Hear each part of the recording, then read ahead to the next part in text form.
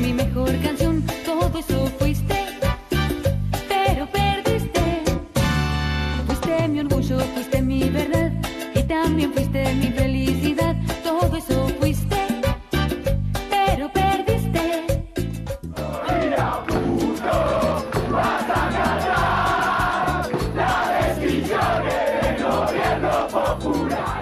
Una realidad muy distinta a lo que me contaba Clarín, lo que pasaba en Canal 13. Mi viejo en el 2003 recuperó el trabajo y desde ahí vamos progresando. Fue mi culpa enamorarme de tu inmadurez, creyendo que por mí tú cambiarías. No me queda ya más tiempo para mendigar migaja de tu estúpido cariño. Yo me planto y digo basta, basta para mí, porque estoy desenamorada de ti. Fuiste mi vida, fuiste mi pasión, fuiste mi sueño, mi mejor canción, todo eso fuiste, pero perdiste.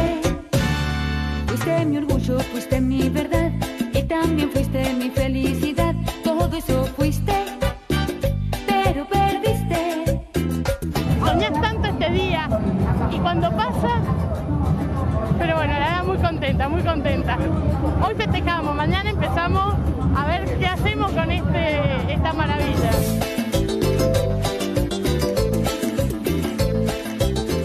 Bienvenidos. La gratísima noticia sobre la constitucionalidad de la ley de medios, que como no podía ser de otra manera, pensamos en el fondo de nuestros corazones, declaró la Corte Suprema de Justicia, nos ha sorprendido en Nueva York.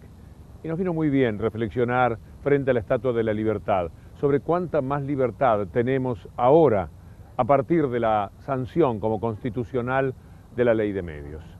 Porque no es la misma libertad, aunque la podamos mencionar, aquella que está dirigida, aquella en la cual nos informamos a través de una fuente dominante sobre las otras, a la que ni siquiera podemos prestar atención, o que terminan haciendo lo que la voz, el megáfono gigante, pretende que se digan.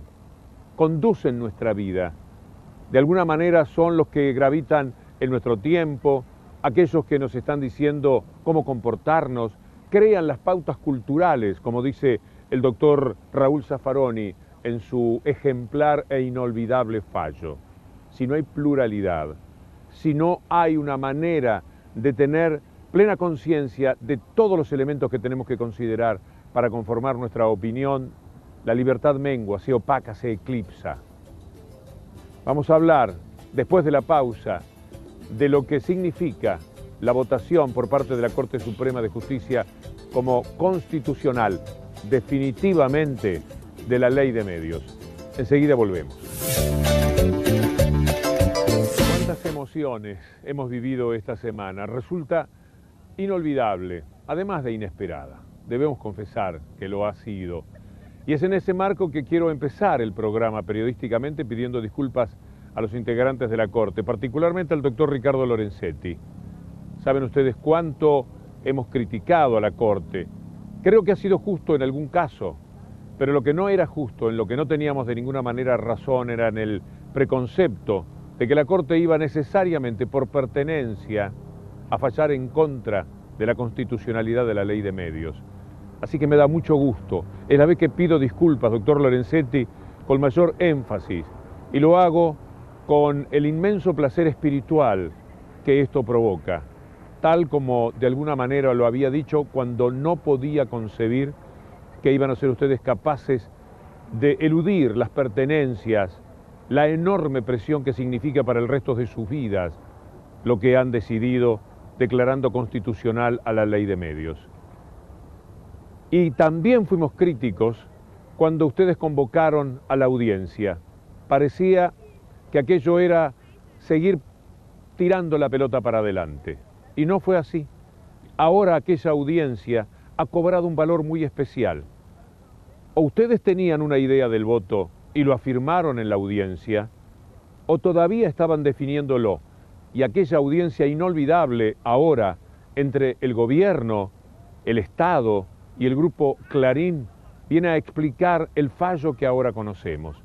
Porque aquellas tribulaciones, la falta de argumentación que expuso el grupo ante la pregunta contundente de en qué afecta la libertad de expresión, la sustentabilidad de los medios, ha sido clave indudablemente. Cuando uno lee el fallo de la Corte Suprema de Justicia para que tomasen esta decisión.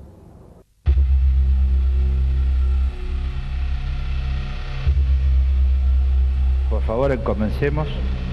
¿Por qué la actora sostiene que se afecta la libertad de expresión?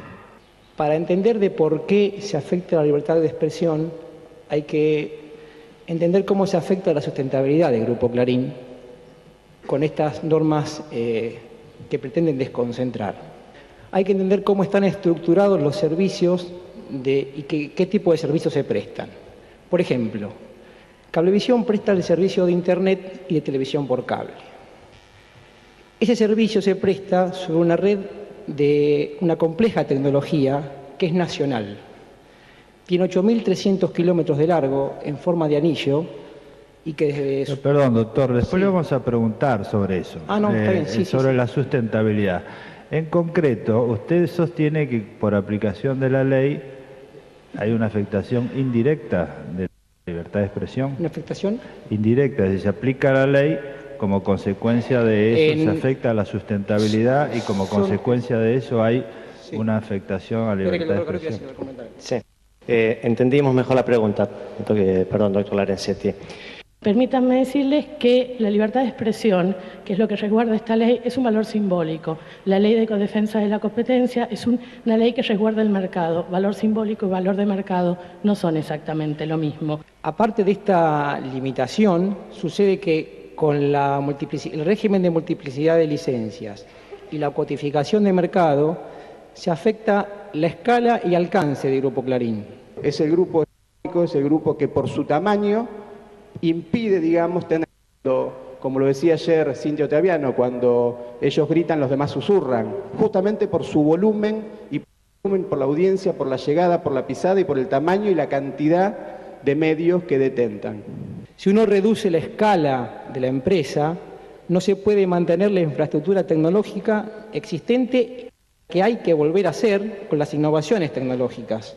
El Grupo Clarín, por la magnitud de mercado que tiene, genera barrera a la entrada de competidores, tiene la posición dominante, por lo tanto marca precio y condiciones de competencia, y por otro lado ha llevado adelante prácticas predatorias y excluyentes.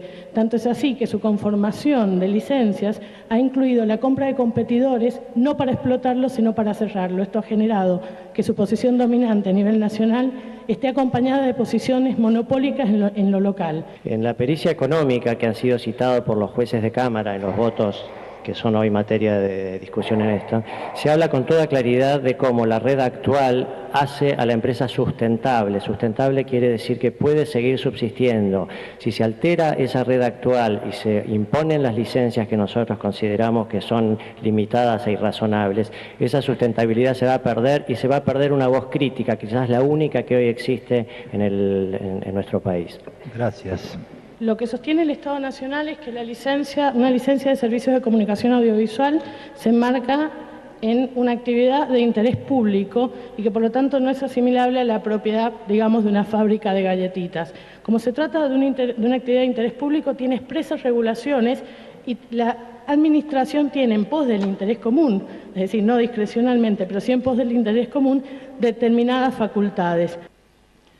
O sea, el cambio que introduce, las restricciones que existían en la ley anterior, no afectaban la economía de escala y alcance como le hace ahora. El tema es que esta ley limita mucho el tamaño de la empresa y no le permite tener la capacidad necesaria para competir en el mercado convergente, dinámico, que es la comunicación hoy en día.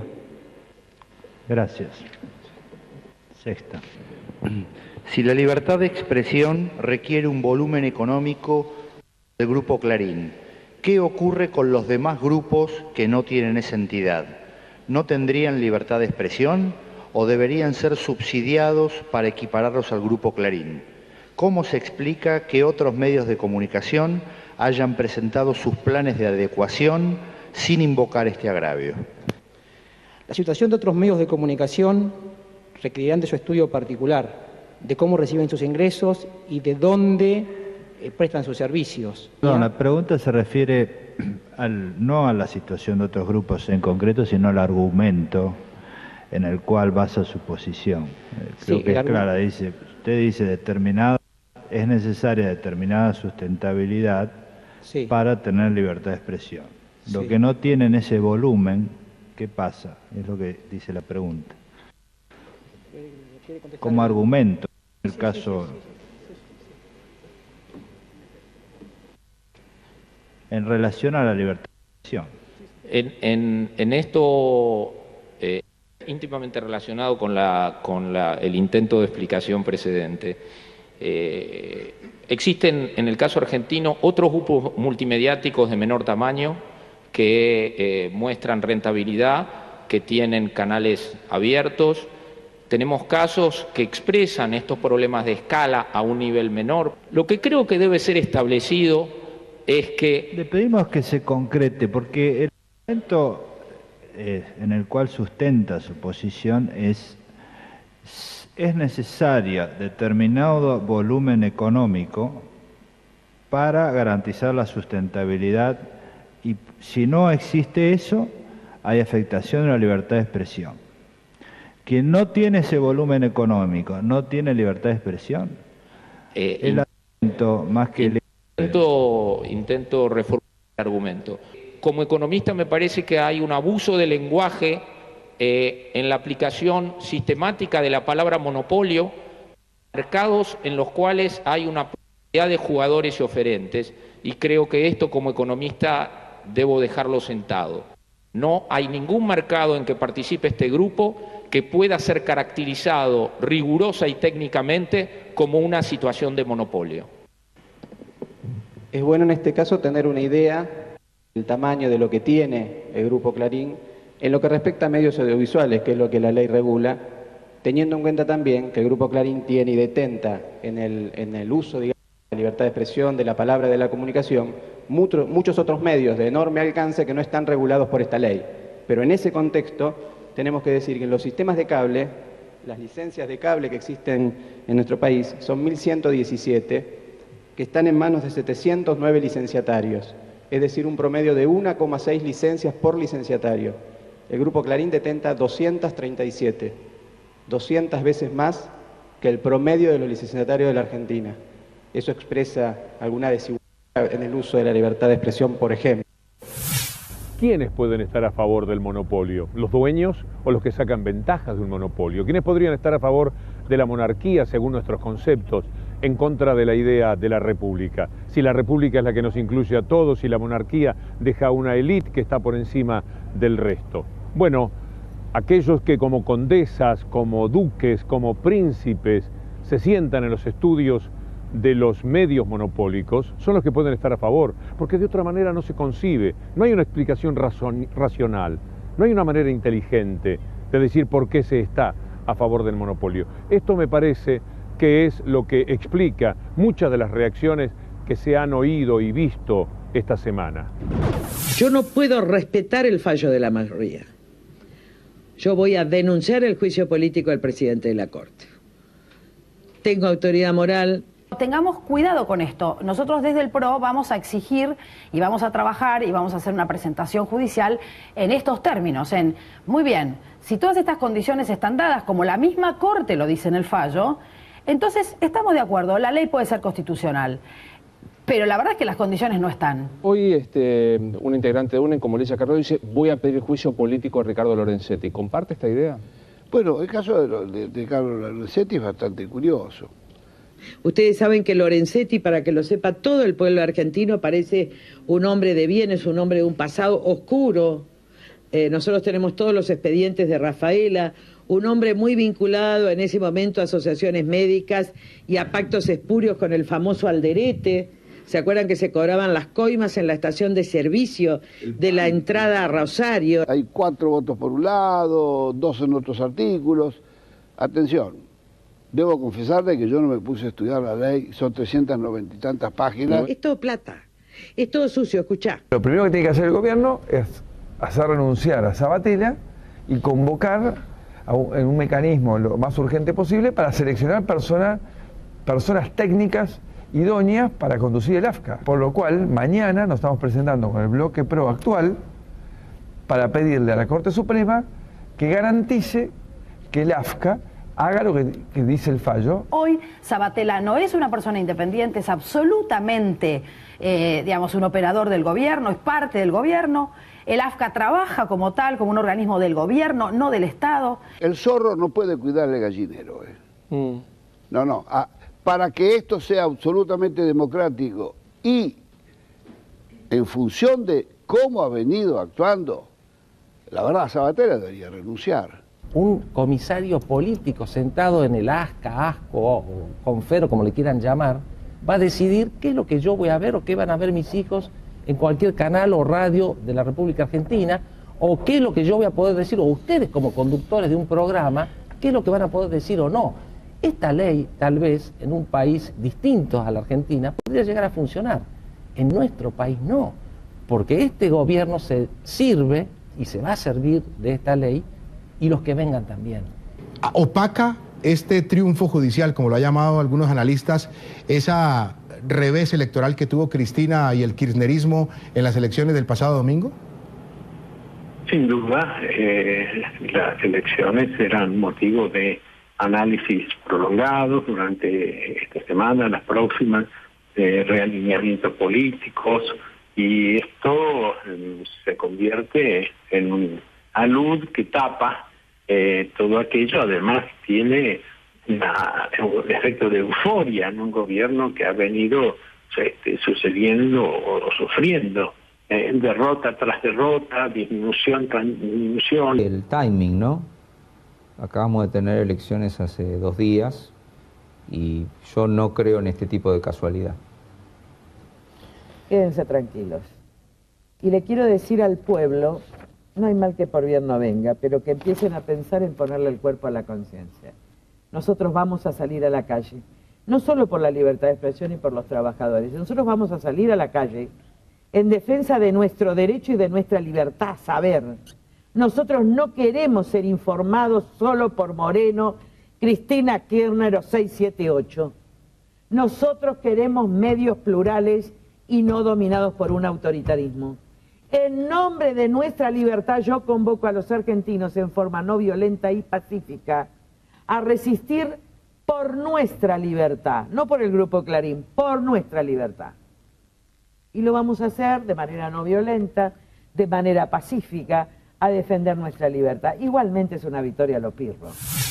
Algo que quiero sumar a esta parte de bajada de línea tiene que ver con Rodolfo Terraño, que ha tenido declaraciones durísimas contra el fallo de la Corte Suprema de Justicia, pero muy duras, viniendo de un hombre del equilibrio que siempre ha demostrado Terraño, llaman poderosamente la atención. Y uno dice, ¿por qué esta debilidad frente a tanto poder mediático? Bueno, Rodolfo Terraño es el hombre que les presentábamos hace un par de semanas en nuestro programa. Fue testigo de lo que es capaz de hacer el poder mediático sobre el poder político. En aquella noche del 12 de junio de 1989, cuando él va de parte de Alfonsín a decirle a Menem que van a entregar el gobierno antes, y lo encuentra a Menem sentado con Mañeto, dictaminando Mañeto en ese momento cuáles eran las coordenadas del gobierno argentino en los años 90, en esa década que resulta infame en el recuerdo prácticamente de todos los argentinos. Entonces, vale la pena evocar aquel momento en el cual un hombre que era testigo de algo histórico no le llamaba la atención.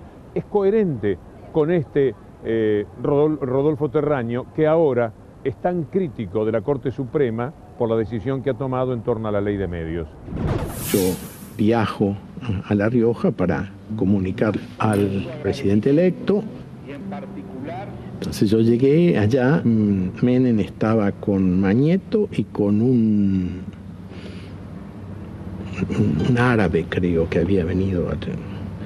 Bueno, cuando yo llegué, bueno, él hizo una parte y le dije, vengo a avisarte que el presidente renuncia esta noche. ¿Qué hacía Mañeto ahí? Ah, no lo sé, yo digo quién estaba, qué sé yo qué hacía. Además no le pregunté a Menem, yo no iba para eso. Pero esa fue la historia. En estos días de particulares incoherencias, cuando nos dicen dos cosas opuestas al mismo tiempo, hace mucho bien leer el fallo del doctor Zaffaroni. Digo el del doctor Zaffaroni porque es el único que he leído hasta este momento. Probablemente todos los fallos tengan una cierta riqueza, pero el del doctor Zaffaroni directamente es un tratado sobre la justicia, sobre la cultura, sobre la democracia, sobre la vida misma. Es un trabajo excepcional, léanlo. Está en mi página, debe andar dando vueltas por todos lados, si ustedes lo quieren buscar. Es una pieza inolvidable y hace mucho bien, porque en una sociedad en la que su periodismo dominante se anima a decir al mismo tiempo que el gobierno es el más débil del mundo, pero que el gobierno es el más prepotente y autoritario y fuerte del mundo, no cabe. La inteligencia tiene que ser un mecanismo de defensa. No puede ser que el gobierno sale derrotado, es débil, no puede continuar, se duda de la gobernabilidad y al mismo tiempo tiene una enorme capacidad de presión sobre la Corte Suprema de Justicia, que hasta el día en que se vota la constitucionalidad de la ley de medios será mimada, tenida en bandeja por ese sector de la opinión. En consecuencia, ante tanta incoherencia, hace bien leer lo que escribió el doctor Raúl Zaffaroni. Hay una tensión en el derecho doctrinaria y jurisprudencial que no la inventamos nosotros, ni mucho menos, viene de Estados Unidos, de fines del siglo XIX, de toda la discusión de leyes antimonopólicas. Hay una visión privatista y una visión publicista. Una visión privatista que, hace pie en los derechos patrimoniales, no de propiedad solo, porque propiedad de idea de dominio, de un inmueble, derechos patrimoniales frente a interés público. La mayoría de la sentencia de la Corte se inclina por la posición publicista, por decir, hay un interés público. Ahora, cuidado, que esto no significa que se niegue el derecho de propiedad, en el sentido de la propiedad inmueble, todo eso no tiene nada que ver, que se niegue el derecho a la preservación de los intereses patrimoniales, ¿no? Hay actos lícitos del Estado, que son lícitos, que pueden afectar patrimonio. Y en tal caso, se demanda al Estado y se le dice, señor, me está afectando mis intereses patrimoniales, y el Estado tiene que reparar, que resarcir la lesión patrimonial que se ponga, de modo que esto, cuidado, no estamos con esto negando los derechos patrimoniales. Porque esto no es una confiscación, ¿no? Bueno, en todo este debate se ha puesto el acento en la cosa política. A ver. Se ha puesto el acento en que, el monopolio, el oligopolio puede determinar la conducta política, subir o bajar a alguien, etcétera, que puede ser un peligro para la democracia. Yo eso no lo subestimo. No sé si voltear un presidente, pero subir y bajar un candidato, sí. Bien, eso lo puede instalar, lo puede no instalar, eso, lo sabemos. Hoy los medios audiovisuales, y a lo largo de todas estas décadas, fueron cobrando una importancia conformadora de cultura. Cuando digo cultura no me refiero al cine, a la televisión, al arte, a las artes plásticas, a la literatura, sino cultura en un sentido antropológico, ¿no? La configuración de cómo coexistimos, cómo interactuamos en sociedad. Los medios nos condicionan modas, valores positivos, negativos, prejuicios, creencias, lenguaje. Claro. Cuidado, el medio es configurador de cultura. ¿Amigos o enemigos? Amigos o enemigos, simpatías, antipatías, estereotipos, buenos y malos. Todo eso, cuidado, dejar en manos de un monopolio, de oligopolios, la configuración de nuestra cultura es permitir una homogeneización de la cultura. Y nosotros, los argentinos, tenemos una sociedad pluriétnica y pluricultural. Y esa es nuestra esencia. ¿Por qué? Porque desde los pueblos originarios hasta los abuelos que vinieron del barco, de cualquier parte del mundo, nos formamos así. Y esa es nuestra cultura. Es una cultura plural. De ese pluralismo sale nuestra riqueza cultural, nuestra dinámica cultural. Eso nos obliga a una interacción tolerante, en el mejor sentido de la palabra, no de que vos estás equivocado pero te aguanto, sino en el sentido de la coexistencia pacífica. del respeto al otro, y eso no se puede dejar en manos de un monopolio, de un oligopolio. El librito de Berger y Luckman, los medios crean realidad. Sí, claro. Yo no sé lo que pasa en Siria en este momento, me entero a través de los medios, y como me lo muestran creo que estoy viendo la realidad, pero me muestran una película cortada, no sé cuándo empezaron a filmar, cuándo terminaron. Y eso es la realidad que me determina, me condiciona mi conducta todos los días, ¿no?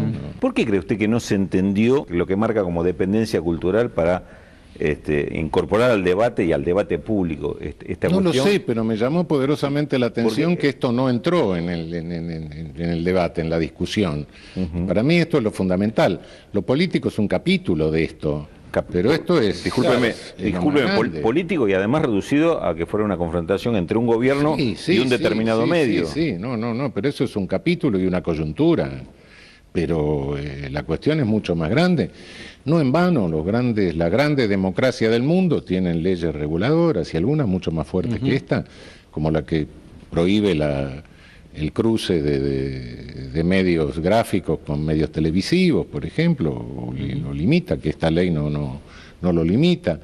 Es decir, creo que si lo comparamos, la ley alemana es mucho más restrictiva, si se quiere. Este paso va a ser trascendental y creo que este fallo marca una línea jurisprudencial que, en fin, no sé quién la escribirá el día que ya no estemos, pero creo que se va a recordar, ¿eh? Mirando Nueva York desde Battery Park, donde estamos aquí frente a la Estatua de la Libertad, ¿no ve estos impresionantes edificios? Algunos de ellos ya con varias décadas, pero una gran dignidad arquitectónica, todo lo nuevo que permanentemente tiene la ciudad de Nueva York y sobre todo aquello que sustituye las Torres Gemelas como un homenaje, como un recuerdo muy especial. También lo imponente que resulta New Jersey, vista desde aquí. Y sabe que detrás de todo esto hay una historia que tiene que ver con el liberalismo, que se refiere al progreso económico, y entonces en el corazón del capitalismo. Lo primero que quiere decir respecto a lo monopólico, a lo oligopólico, es que esto traiciona fuertemente al sistema. Quienes creen en el capitalismo y quienes lo sobrellevan saben que la palabra monopolio traiciona absolutamente todo esto. Y es lo que hemos estado haciendo en materia comunicacional, entre otras, en la República Argentina. De ahí viene la fortaleza moral también de la ley de medios. The provision of information is a kind of public good. And a public good means that everybody benefits when you provide it. There often is a high level of concentration in media. And traditionally, economists focus on the lack of competition that's associated with high levels of concentration, driving up prices and therefore having economic distortions.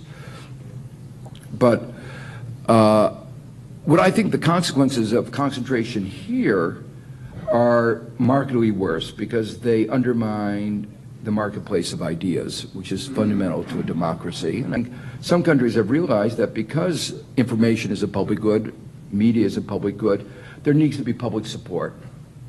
And one can have, I think a number of countries have demonstrated that you can have public support and independence. One has to understand that markets, even if they are not restricted by government, are not necessarily fully free. There are pockets of monopoly power everywhere. And so that in order to make markets really free, to make markets work like markets, you need government. So that one of the major objectives of government policy is to make markets free. And that won't happen on their own. We've had a program that I've been involved in is called Making Markets Work Like Markets. And it is quite remarkable how in the United States and in other countries that are called free markets, markets don't act like markets in many areas. One of the areas in which that's true is the media.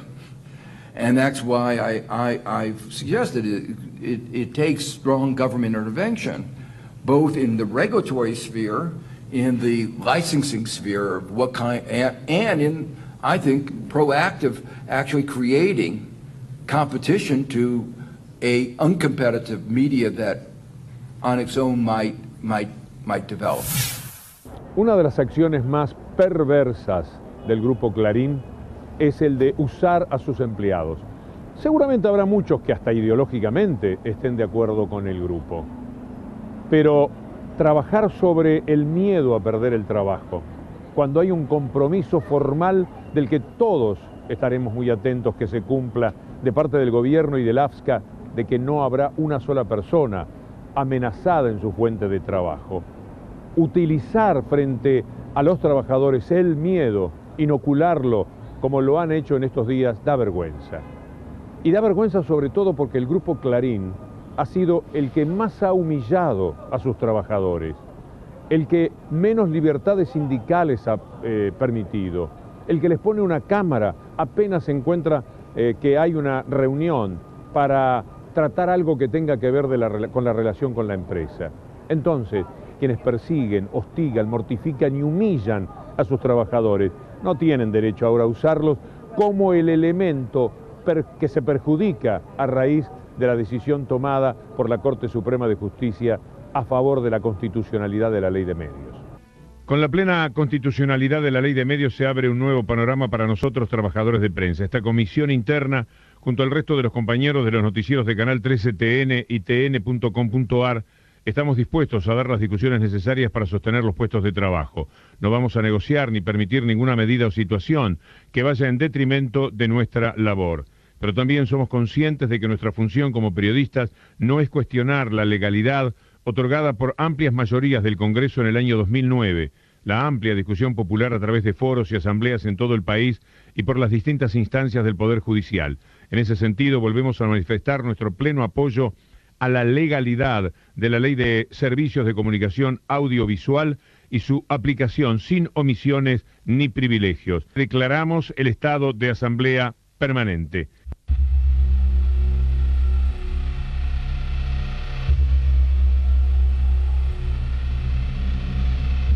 Trabajé mucho en Canal 13 y yo fui testigo de que de 800 empleados que tenía Canal 13 pasó a tener 400, porque 400 fueron despedidos en ese momento, ni antes ni después. Cuando el Grupo Clarín se hizo cargo de Canal 13, 400 empleados, la mitad fueron despedidos. Hemos hablado con el corazón encendido de los 30 años de democracia que se cumplieron el miércoles pasado. Todos tenemos la imagen del doctor Alfonsín, aquella noche gloriosa del retorno de la democracia, pero todavía es imperfecta. Lo era por muchísimos motivos, pero sobre todo por el dominio de los medios de comunicación. 2 veces los medios gravitaron para quiebres institucionales que se dieron, porque entregar el poder antes de terminar su mandato, como tuvo que hacerlo el doctor Raúl Alfonsín, no es lo que institucionalmente uno hubiera deseado en el transcurso de la democracia. Y eso ha ocurrido por el inmenso poder de los medios. Reflexionen sobre esto. Cuando Mañeto le dijo al doctor Alfonsín, usted es un estorbo, apártese, porque Alfonsín le pedía para poder terminar su mandato, eran apenas Clarín y Radio Mitre que le habían comprado clandestinamente. Ahora tienen casi 300 medios más. Imaginen la capacidad de lobby, el poder, lo que influyen sobre los políticos, lo atrapados que lo tienen. Cada uno de ellos es un verdadero rehén. Si los llaman desde los estudios de TN para cualquier programa, no se pueden negar, porque si se niegan, están corriendo el riesgo del ninguneo o del destrato, y lo saben muy bien, porque pasan de ser personas muy estimadas y muy valoradas por el monopolio a personas separadas y descartadas por parte del mismo. En la mira de hoy, la constitucionalidad de la Ley de Medios en Argentina, con el fallo de la Corte Suprema. ¿Cómo cambiará el sector de los medios audiovisuales en ese país? Primero vamos a entrar con nuestro primer invitado, que es Martín Echevers, vocero de Grupo Clarín. Ustedes habían ya declarado, después de conocida la decisión, que ustedes van a buscar apelar ante instancias internacionales. La apelación a tribunales internacionales es una apelación que corre en paralelo, no suspende los efectos del fallo. Usted sabe que los tribunales internacionales, como el Pacto de San José de Costa Rica y la Corte Interamericana de Derechos Humanos, sí, que son una instancia de apelación de las decisiones últimas de los tribunales nacionales, pueden revocar estos fallos, pero no suspenden los efectos mientras tanto se debatan en la sede internacional. Con lo cual, ambas cosas van en paralelo. No se apelan las decisiones de la justicia argentina ante el sistema interamericano. No es que el sistema interamericano sea una cuarta instancia que va a controlar todas las decisiones de la Corte Suprema. El sistema interamericano está previsto para supervisar el cumplimiento de los derechos humanos, de los derechos consagrados en los instrumentos internacionales de derechos humanos. Eso implica que protege derechos de las personas, no de empresas, de grupos económicos, de medios periodísticos. Entonces, no se puede impugnar la decisión de la Corte Suprema en el caso Clarín, porque Clarín no es una persona física.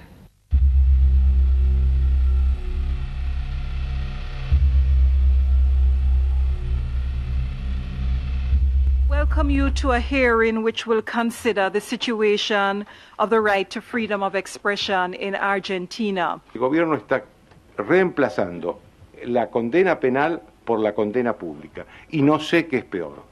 Prefiero personalmente la cárcel al odio y la descalificación. Prefiero la cárcel a que el Estado, con su enorme poder, cambie la historia de mi vida. Pido formalmente que la Comisión Interamericana de Derechos Humanos visite la Argentina antes de que sea tarde. Gracias. La audiencia que se celebró ante la Comisión Interamericana no es por un caso concreto, sino para analizar una situación general. Quienes plantean el pedido de esa audiencia, quienes realizan ese pedido, son periodistas que se sienten victimizados por la situación de libertad de expresión en Argentina. Nada tiene que ver esta audiencia entonces con la discusión sobre la ley. Ahora, me parece una falta, por lo menos una falta de respeto, que un grupo de periodistas de Argentina, con la situación de Argentina y la situación de libertad de Argentina, presente un pedido de audiencia a la Comisión Interamericana, haciéndole perder tiempo a la Comisión Interamericana sobre la situación de Argentina cuando hay urgencias dramáticas que implican el derecho a la vida, por ejemplo, de comunicadores sociales, de periodistas de grandes medios que se están jugando la vida por llevar adelante su trabajo. La Comisión Interamericana está para defender esa situación que ocurre en México, que ocurre en Honduras. Plantearía por lo menos una falta de decoro, de respeto hacia sus colegas en otras partes de la región. El fallo viene a ser un reconocimiento de que muchos que considerábamos que la ley del Servicio de Comunicación Audiovisual respetaba ampliamente los estándares de libertad de expresión. O sea, es un reconocimiento de lo que veníamos sosteniendo desde muchos lugares. Me parece que es una excelente noticia, un poco tardía. La misma Corte está reconociendo con sus argumentos que no era difícil discernir entre la constitucionalidad de los artículos puestos en juego. De manera que es una excelente noticia. No me parece que tengamos que quedarnos tranquilos. El Grupo Clarín va a seguir peleando en contra de la implementación de la ley. Lo que está fuera de discusión es que es una ley constitucional que se adecúa a los estándares de libertad de expresión. Eso es una excelente noticia, pero tenemos que estar atentos porque va a seguir siendo judicializada la democratización de la comunicación en nuestro país. Lo que hemos querido decirle esta noche desde Bajada de Línea con todo nuestro equipo de producción que ha trabajado de manera admirable tanto aquí como en la ciudad de Buenos Aires es que tenemos más democracia, tenemos una mejor democracia. En los próximos años se verá que al no haber voces dominantes, que al existir ciertamente la pluralidad, vamos a poder saber que elegimos mejor, que somos más dueños de nuestra vida y de nuestras opiniones y que no vivimos permanentemente llevados de las narinas por los que otros quieren que nosotros pensemos. Tenemos una mejor democracia, celebrémoslo. Son días venturosos para la historia de la Argentina. Son días en los que hemos encontrado una bisagra entre un pasado de una democracia todavía imperfecta y el futuro, que podría ser de la búsqueda de una democracia mucho más perfecta. Ya volvemos. El Grupo Clarín tomó como estrategia judicial y además de cara a la sociedad una estrategia en la cual no hizo una discusión de fondo de los argumentos. Y esto empezó antes que la ley fuera ley. Basta leer los Wikileaks en los cuales en la embajada uno de los gerentes del grupo, al ser preguntado por la embajadora qué pasa con la ley de medios, dice, no pasa nada, está Mariotto discutiéndola en Tierra del Fuego o en Ushuaia.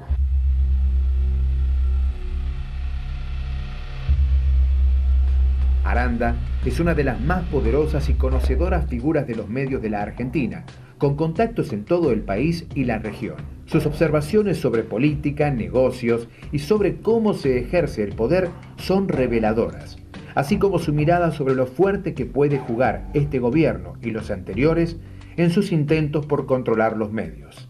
Sus observaciones también señalan cuán debilitado quedó el gobierno de la Argentina tras la huelga del agro, dado que es probable que se haya dado por vencido en su intento de hacer aprobar una ley de medios, alguna vez prioridad estratégica del gobierno de la Argentina, por lo menos hasta marzo de 2009.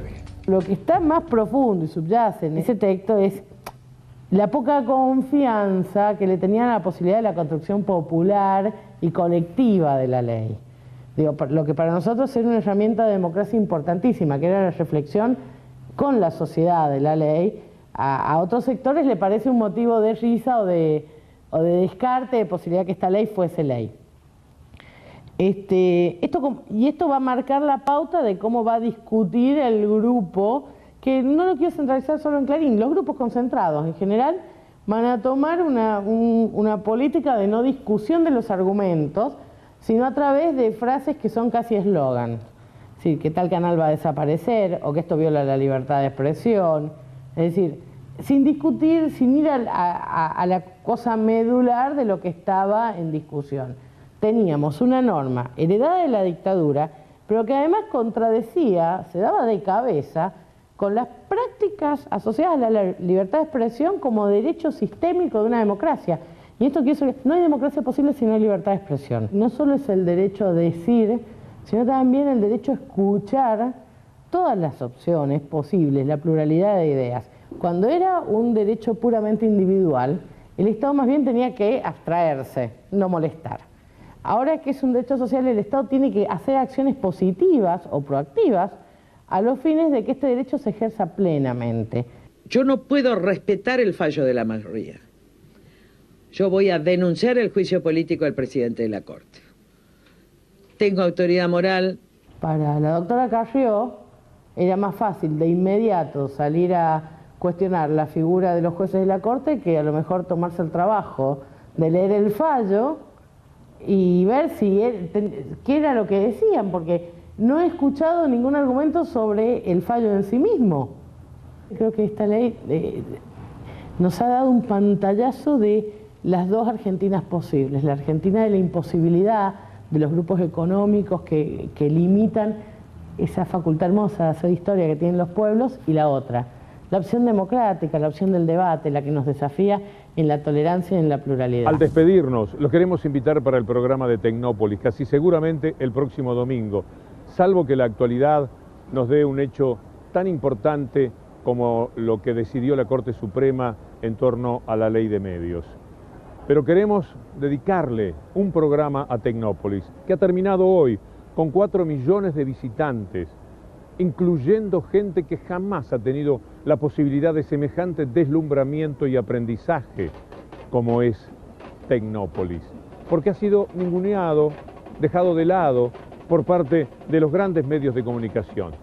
En el diario La Nación, cuando hicieron el comentario de la apertura de Tecnópolis, lo único que mencionaron fue mi participación, por la estigmatización que lleva adelante el diario de los Aguíe, en un espectáculo de los tantos que se da, que yo nunca vi, ni siquiera sé exactamente para qué fue que grabé, que dura segundos, Eso era lo único que en la crónica mencionaban, con una intencionalidad política contra mí y de alguna forma también contra Tecnópolis. Es así que no se puede vivir. Por eso nosotros, muy por afuera ahora de toda cuestión política, queremos regalarnos un programa referido a Tecnópolis. Ojalá que sea el próximo domingo. Hasta entonces, si Dios quiere.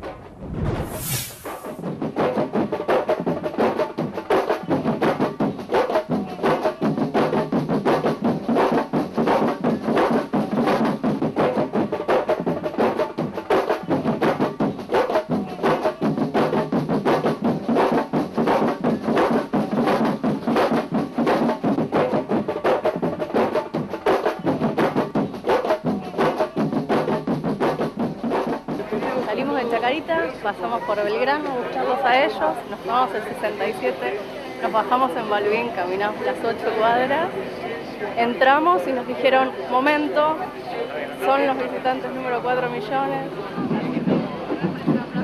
Cada vez que me acuerdo de la primera vez que entré a este predio, que parecía la isla de Lost, era impensable siquiera que pasaran 3 personas. Ahora estamos en las 4 millones en 3 años consecutivos.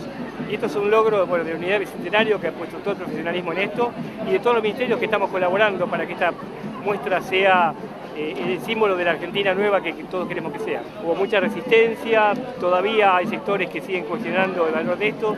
Creemos que es difícil pensar en un mejor aporte del Estado para la gente que esta muestra, porque no solo le estamos dando diversión, le estamos dando una visión de futuro y esperanza que hace mucho tiempo que no se les daba a la gente. Yo quiero ir al pelotero. Yo quiero ir al acuario.